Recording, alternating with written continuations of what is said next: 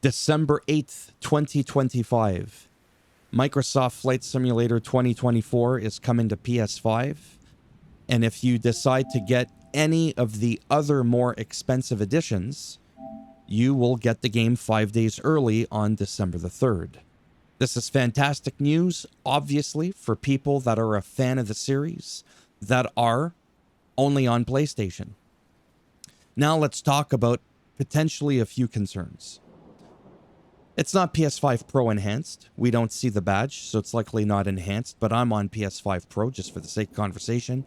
I am more than likely going to be getting the deluxe edition because that's the cheapest entry point to get those 5 days early access, as I want to cover my first impression review of the game so that you can make an informed decision as to whether or not it's worth getting the game. Because people on Xbox Series S and X have been sharing their displeasure of the performance of the game. They're saying it's not that great. It's playable, but it's not that great compared to, say, 2020.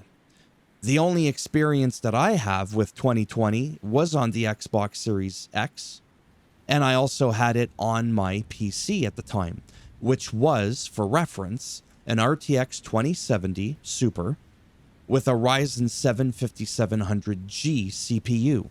I was running 2020 at 60 FPS on high settings. When the new game came out, 2024, I upgraded my computer. Not for that reason, but I upgraded my computer. Now I have an RTX 4070 Ti Super and an i7 14700F. An amazing computer for the very little stuff that I do on PC. And I can only run this game at 30 FPS on high settings. It's a more demanding game. It also is an online-only game. You must have a constant, persistent internet connection in order to play the game. There is no offline package that you could download like you could in 2020, whether it was on PC or Xbox. And I know that for a fact because I personally did it. Had absolutely no internet and the game was playable. This one, not playable. No internet, no play. So that's incredibly important to mention. And because the game is more demanding and a couple of people have been semi-complaining about the performance on console, it begs to question what's going to make this any different.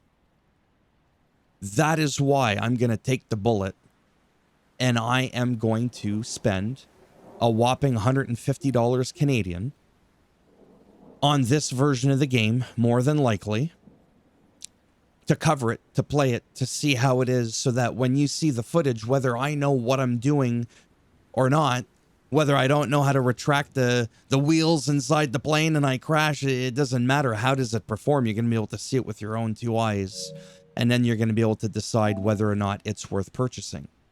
It's really as simple as that. So to me, like I said, this is a big deal. I'm not going to lie. I am a fanboy of gaming as a whole.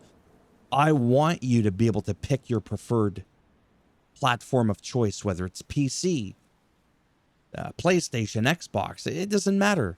Pick whatever you prefer, and ideally, in a perfect world, all the games are just available. That's just me. I know it doesn't really work that way, but it's starting to with this here. Much later after it was originally released. Same thing with Forza Horizon 5 and the upcoming Forza Horizon 6 set in Japan. Set to be released in 2026. That'll be a separate video, but I'll give you a sneak peek. It's going to be coming to PS5, but later, post-launch. Initially, it's going to be on Game Pass. It's going to be on PC and Xbox, right? So like a timed, exclusive, that's cool. Then like a couple of months, 6 months, a year, whatever, it comes to PS5. Then PS5 games, timed exclusive. Then they go to Xbox. I mean, I understand why they do that. They do business with the developers and stuff like that. There's like incentives for them to lock it behind. I still wish State of Decay 2 would come out to PlayStation, but I could play it on my PC. It's just, for my OCD, I like to just go to one place to game. Console, it's easier. Computer, just record, play Guild Wars 2 and World of Warcraft and American Truck Simulator, and that's it. And even that's coming to PlayStation and Xbox. So anyways, a bit of a rant. December 8th, standard edition. December 3rd, any other more expensive edition. I don't think it's PS5 Pro enhanced. Hopefully on December the 5th, I will be recording some gameplay footage, if all goes well, on my PS5 Pro, and we're just going to see how it runs, okay? Thumbs up as always if you like the video. It does greatly help support the channel with the algorithm and trying to make me a little bit more relevant in the search results when people are looking shit up.